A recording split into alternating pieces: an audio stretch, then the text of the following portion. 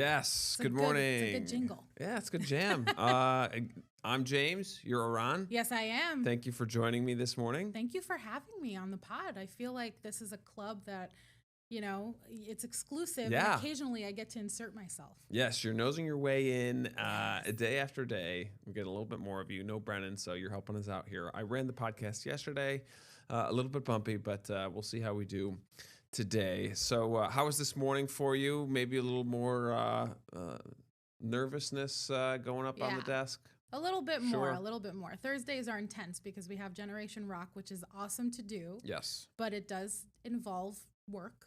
Right. And on Thursday morning, when Brennan is out, Yeah. it's a lot. It But is. I really enjoyed it, and I love that I get to talk to you more. Yeah, there you go. It's a lot to do by yourself as well. It It's one thing is. to do, with somebody else, but it's a lot yourself. And I think that we always say by 6:30, it's like you put on cruise control. Yeah. The show really picks up steam as you got kind of progress through it, right? Yeah, it does. And then it also helps that last half hour, there's one less break. Yes. So yeah, it we really do the smart does- start. Does zoom by. Yeah, when there's no weather, I do the full weather, and then we do the smart start, and then that just rips. It's just a massive A block at the end of the show, Yep. which is Just nice. 10-minute sprint there. Yeah, I mean, for folks that literally just want the news, it's kind of perfect. Mhm. They could wake up at 6:30, Yeah. get the forecast, get my full forecast, and then get all the news chunk right there. It's like Right. kind of all you need. I'm one of those readers also with like text newspapers, right? I have my newsletters, like my Axios or whatever it is Yeah. that I get to my email, and then I just Okay, yeah, I go through my top headlines, and I'm like, Yeah. I think that's how people consume news now, isn't it? sure. We're It's headlines. revolving. It's headlines. Yeah. Headlines are big. Reading the article is so hard. Reading the articles is not hard, but actually, that's how one of my professors got me started on news. She was like, please just open any publication that you like. She obviously recommended a few that Sure. she preferred. She was like, just start by reading the headlines. Once you're aware of what the top headlines of a day are on any given day, then now you've Yeah. graduated to reading the news. There you go. Well, headline writing is such a skill, and I have to do Oh. it every day in weather. I write a new weather headline, Mhm. and like today is hard. It's like sunshine, mid-40s. Like, how do I make that exciting? Yeah. You know what I mean? So it's definitely trickier to write when there's nothing going on. Sometimes headlines write themselves, but Mhm. if you look at 7 different ways to improve your Thanksgiving. You know what I mean? And you're like, Yeah. oh, 7, not 6, not 8. I'm going to click 7. on that article. It's And like, but do you get upset when something says 7 top whatever, and then you Yeah. go in and it's like not a listicle? it's not, yes. It's just like a straight article, sure. and you went in thinking you were about to scan the thing. You Yeah. were like, I'm gonna read those top 7 and just right. skim through the ones I like, and then it's like, nope, it's not a listicle. It's just Ad an bubble, article. new page, number 2. Ad bubble, new page, number 3. Precisely. Yeah. I'm sure, definitely with me, but maybe with you too, that you get desensitized is a strong word for it, but you get better at sniffing out the clickbait. Yes. Right. Yes. Like 100%. you might know like the gist of a story, and you see an adjacent story and you're like, that seems sensational. Yes. You Yes. know, and you might not necessarily know who wrote it or where it's coming from, and you're like, that's got to be just BS. Like, that's not the true story. Yeah, no, it's some things are like that. And then sometimes the news is so sensational that the headline looks like you're sensationalizing Sure. it, but it's like, no, that's really what just happened. Right. But it's a legitimate article. Right. Right. So, yes, exactly. yeah, you do get better at like identifying Yeah. what's probably didn't happen that way, but I'll give it a read. Yeah. I will often shoot when it comes to like the big weather headlines, I'll send it over to Jim, our director, I guess. Digital. Thank you, digital director, and then kind of be like, hey, we got a foot of snow on the way. Help me with this title. Help it make it a little sexier, And, Yeah. and there's another, a foot of snow is a big deal. Let's make this headline more like, how is this going to impact, like And then you major start- morning impacts, things like that. And then you so. start questioning like, do I say a foot or do I say it in inches? And then Yeah. it sounds higher. Right. Like, you I start know, getting right. into that. No, Massive headlines impacts. it's an art form. I too use our digital team Yeah. for help with Right. headlines. Yeah, it's important. All right. So, headline from me yesterday. I had a blast talking with my kids over at Lakeshore Elementary School. I worked with the third graders over there. That's the 3 classes I think we piled Wow. together in the auditorium.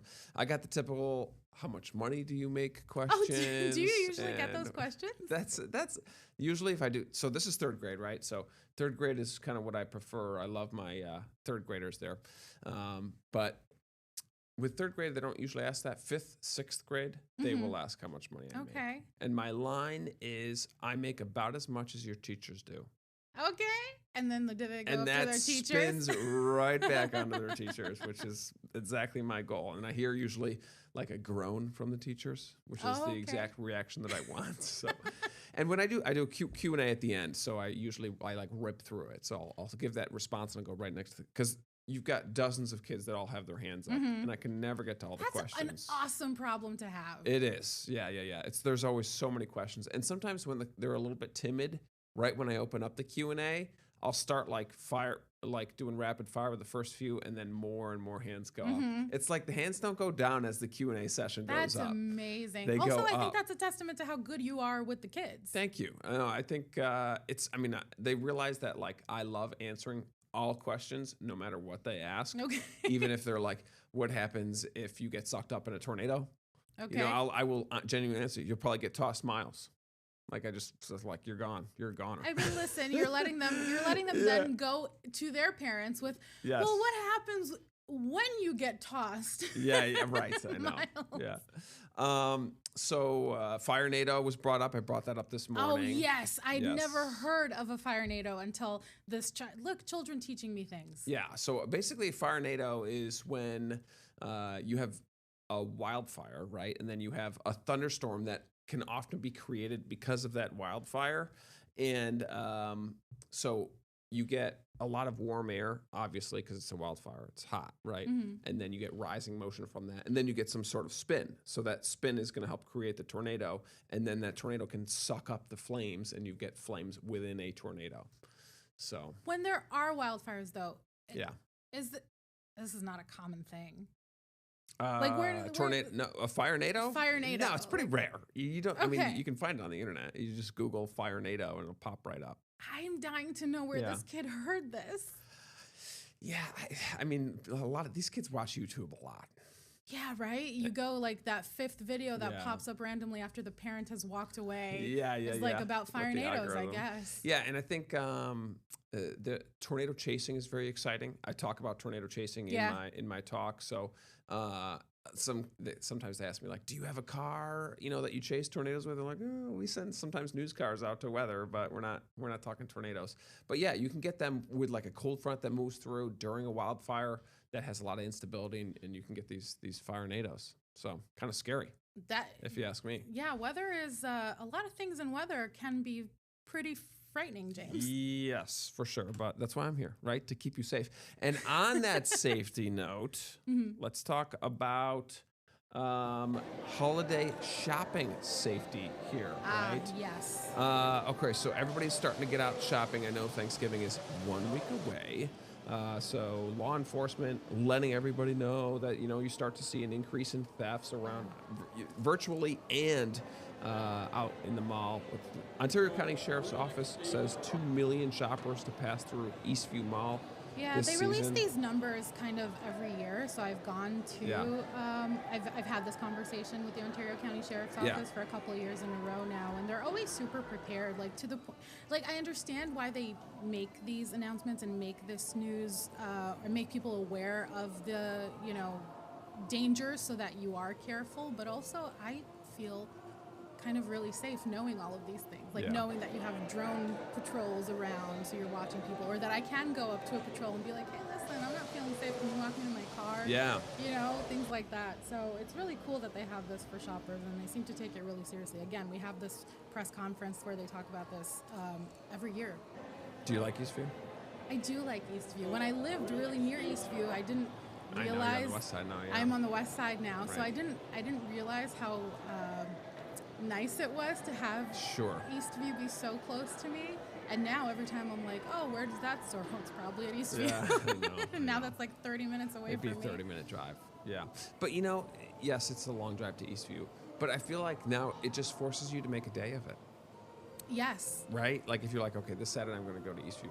You go at 9 a.m., You get there, do your shopping, get lunch, do a little shopping in the afternoon. Like you can't just like stop by for Right. a store. You're like, just gotta make the whole day. My you know? brain, my brain at this point is saying, going to Eastview, you might as well keep driving, get to Waterloo. Yeah, go that's to true. the outlet. The outlets. The outlets are cool. All right, I do have a soundbite to play, and I got to show off my button pressing skills here. Let's hear this. I just think there's more people in the world, and you gotta do what's right to keep people safe. It seems like the crime has increased over the last 5, 6, 7 years, and more they're targeting the people that are out shopping and everything. Yep. So that's called anecdotal evidence. Yeah. Yeah. There it are more is. people in the world. I guess that is technically true. And the crime has gone up. I think maybe like visibly crime has gone up because if you look at the numbers, like you look at the numbers of like murders and things like that, that actually has gone down. Right. But maybe I think people see it a lot and you hear it about it a lot. So I think it's a little bit generally anecdotal. But for the Well- most part, things are. I think the worst crime is cyber crime. Right now? Yeah. Like Probably. for shopping and things Probably. like that. Like Are you around getting the good holidays. at identifying those calls? Because let's say my husband, really terrible at identifying an AI call. Really? Like he will try talking to the thing, and I'm like, you're talking to a robot. Now that's also a language barrier, right? English is not his Sure. first language, so Yeah. he's figuring it out himself. But Yeah. like, really, you can't Man. tell that's a robot? I just don't take any calls. You don't? Very, very rarely. Unless I'm expecting a call. Now, there's some strange noises going on. There's construction, by the way, if you hear anything funny Oh yes. in this building. But now, when I did reporting for half a decade. Your phone rings. Yes, your phone rings, and I totally get that. It's an unknown call. It's a 585. You got to pick it up because you make so many phone calls out to people when you're fighting for a story that you don't know what's coming in. I'm assuming that's kind of the problem that you have. Oh, when I see a 585 or a 315 area code, Yeah. I'm ecstatic. You're picking it up. Now, the thing is that the spammers know this. Now they call you by region. So I do get a lot of calls. I signed up for like an Experian account because I did fall for a little scam. So I wanted to make sure that my credit was safe. I, Sure. did that account and everything. But ever since, I've had all these spam calls. Now, at first, they were calling me on like New York City area codes and stuff like that I knew to ignore. Yeah. Then one day, they 585'd me. Oh boy. Yeah. I was so annoyed because I'm going to pick up the 585 call every single time. It's a problem. Yeah. There are free services online where you can, and I tried this before, where you can just text somebody from a random number. Wow. And it's very, very easy. To spam people Yeah, in that yeah, way to now? spam people. I also found a website that they're advertising AI customer service. And I like typed in a prompt and it called me and it was like, and I was like, okay, like weather services for Rochester, New York. And then an AI number called me and it was like, hello, this is James Gilbert, weather services for Rochester, New York, for helping you service any of your needs. And it was like instant, Ron. It was the weirdest thing. And like, that's just free and publicly available. I'm not trying to scam myself here. I just did it and it was a random number that called me. It's, No, at this point, I do the thing. Like my bank called me once, and it was a legitimate call. yeah. But they asked me for information, and I was like, I don't feel comfortable giving you that, but I am going to Yeah. hang up this call and immediately call the bank back Sure. from the number that I know is reputable. Right. And I feel like such a dummy when I do that. I feel like this person on the phone is thinking this girl is paranoid. Yeah, well, look, better safe than sorry, 100%. as they would say. All right, so let's take a little break here, and then when we come back, we're going to talk about a multi-million-dollar toilet. Oh, yes.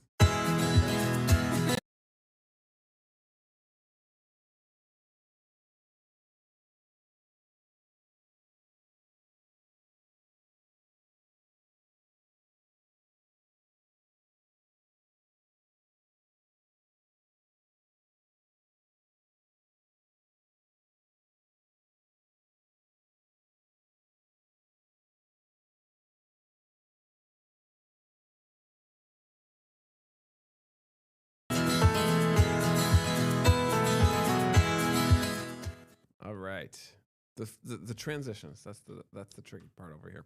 You're doing So- great. Thank you, I appreciate it. Well, I had a good teacher Brennan is good at teaching. He started like showing me, and I'm like, no, I have to do it myself. Yeah, and you have I to get that. walk me through that. I think that's so important, and so many people look past that. Like when I taught people how to use a camera, for example, like don't be like, this is the button here, and no, step aside, Yeah. let the person come in and do the work themselves. It's so important.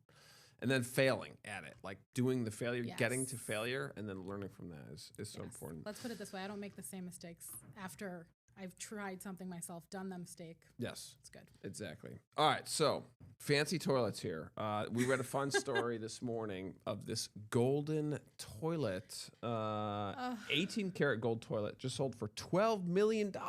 You know, this is the same dude who did the banana taped to the wall. Oh, yeah. Really? Yes. I went down a little rabbit hole afterwards looking up the artist. Uh-huh. And kind of, so yeah, they did the banana, what was that, 2019? Yeah.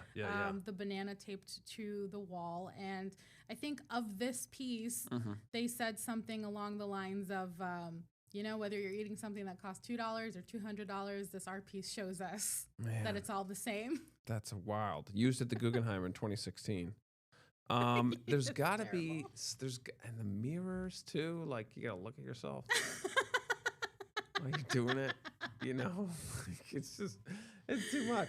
I think it's got to be mixed with some other type of metal because gold is pretty soft. So I have a tough time imagining. Or are we being lied to here? I don't know. It's probably like 90% gold with like some aluminum mixed in.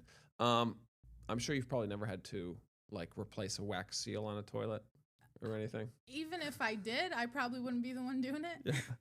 So this one weighs over 200 pounds, and a normal toilet probably 30 to 50 pounds. And I've had to replace the wax seal before on a toilet, and it's hard because it's like right in the bottom part. You got the toilet. Toilets are very basic. It's the toilet, and then you got the seal, and then the pipe below it. And so there's a wax ring. It's like you'd like, wow, we're still using these, but apparently it works. Wax seal, and you push it on the top, and you have to literally lift the toilet. There's only 2 screws. Screws are easy to take off. Lift the toilet and then plop it on top of the hole, and that's the hardest part. Really, is lifting the toilet up. So I don't know This how you thing's replace heavy. the wax seal on You this know, toilet. What's truly disappointing Yeah. for me about this toilet, Yeah. excuse me, is that today they make these like the fancy toilets that have like the bidets and the buttons, and Yes. they like play music and they do things automatically. Yeah. They heat up, and that's Sure. and this is like gold. That's it. It's, Just you know, looks nice. It's just gold. Right. Oh man, that's so silly. My buddy's got a bidet. He says he loves it. It's called America, the toilet art. Oh yeah, there you go. I love it. Yes, gold toilet. No gold toilet for us. And you know who doesn't need a toilet? Who doesn't need it? This little piggy. You can hear the squeals there. I love when animals are dramatic. And they're like, don't touch me. And then you're like, oh my God. This is out in Albuquerque, New Mexico, when a pig got loose and was on the highway. You can see, obviously, the traffic is probably way backed up. What, you're just trying to get to work, and the pig is getting in the way here. You know what their mistake was? I feel like it's like when your puppy runs out of the house, you just stay there and tell them to leave. Oh, Like, yeah. that's the mistake. You can start chasing them and you just playing a game. But you could just be like, come here, I got something for you. Yes, like a little treat or Look something at the like that. treat I'm holding in Jason, my back hand. up. Have you got a couple of 2 dogs, right? I have 2 dogs. Have they ever escaped? They have excitedly run to my parents in the driveway. Uh-huh. And this is why I started doing this, is because my natural inclination is to freak out and start running and chasing and doing all those things Right. that don't work and are not helpful and not beneficial to anybody. And my dad just bent down Calmly. and called her, and Yeah. she ran right to him to lick his face, and then he lifted her up, brought her in the house. Yeah, oh, that that's was perfect. it. So it happened, and then it happened once with the smaller dog, but she totally didn't mean to do it. She was Yeah. confused about this. Oh, sure. Like, dogs outside. It's just like, is this okay? Can we call her? Yeah. Running She was around. like, I don't like this, and then she went, oh. Yeah. And you're like this. You're like freaking out. The dog is running around the yard. Yes, but I don't freak out now. Ever Okay. since I saw the Jason, right way back up. to do things, feel Yeah. calmer and makes so much more sense. Yeah, my brother-in-law, his dog is squirrely and will just bolt, like just down the street. And never had lost the dog, but it has like ran away to the point where you're like chasing after it down the road, Okay. blocks and blocks, because it will just go. So there's whenever that dog visits, and we like babysit the dog pretty often. It's a constantly battle of making sure the door is protected. But like the strategy is, I think he's done he literally opens the door and then the dog just assumes that they're going somewhere. So the dog will like come back and go into it. Okay. You know? Yes, that's also a good strategy. My dogs, when we walk into the Yeah. car, they probably go into the car too. They just assume that you go into the car. All right, let's do a little bit of weather here. Now, it's nice to see that we really don't have a lot of activity today. It's partly cloudy, but right now sunny. Sun's coming out, mid 40s this afternoon. A light shower tomorrow, but that's very light. I think most of us just see clouds. And then that 51 is nice. Tomorrow morning, we're going to be 40, so warmer, which is always good. Saturday's quiet. Light shower on Sunday, and then Monday, not bad. Then rain probably coming in on Tuesday, and then Wednesday into Thursday as well. So these are the days we need to watch. This pattern is interesting because we do get some colder air coming in after Thanksgiving, so like Thursday, Friday, Saturday. And we were talking earlier about that long-range forecast, which is interesting because there's been a lot of conversation on what's going to happen on Thanksgiving, what's going to happen after that. And when we start to try to predict out past 5 to 7 days, you start to introduce more variables into the forecast. And so that's when things get a little bit crazy. Did you ever see Jurassic Park? The first one? Yes. Long time ago, maybe? Yes, the first one is the one I remember. After that, There's a scene when they very first see the dinosaurs, and they're explaining chaos theory, where he takes the girl's hand, and he goes like this, and he puts like a drop of water on her hand, and he says, which way is the drop of water going to go? And she's like, oh, I don't know. It's going to go this way. And he's like, it could go that way, but it could go also this way. It depends on the outside temperature. It depends on which way your hairs are going. It depends on if you're shaking when I put that drop of water on you. He was describing chaos theory, which basically says as you get into different situations, there are more and more variables to take into account. So when you do these long-range forecasts, there are so many different variables when predicting out 7, 14, 21, 28 days that it's kind of just a wash. So I've seen a lot of posts on the internet and things like that of, oh, we're going to get this big blast of cold air. Oh, we're going to get all this snow, all this stuff. But it's too hard to verify. And I've already been seeing information and models that contradict that. okay. And then, so in theory, right? I'm sure there's like a limit, right? You can't. I don't know. What is that? 2 weeks? Like, how far out technically can you try to figure things out with those added variables? That's a good question. So we have models that go out 384 hours, that go out 20 days. Does that mean they're right? No. In fact, they're most often wrong. And we can push these models out far. We have seasonal run models. So we're trying, right? Doesn't mean the models are right, though. The models are wrong all the time. And they're wrong about a lot of things all the time. So how far can you accurately predict? To answer that question, a lot of it depends on the pattern. Like this summer in August, there were a couple times when the entire 8-day forecast was like sunny and upper 70s. Remember that? We had a long dry stretch in like August and like early September when there was nothing. Our 7 to 10 day accuracy in those situations is really good because it's just a dry, high pressure, solid pattern. Jet stream's not moving. When you have big waves in the jet stream and a really active pattern, storms, cold blasts, snow, rain, that increases the uncertainty. So then we might say, we're only good like 3 or 4 days.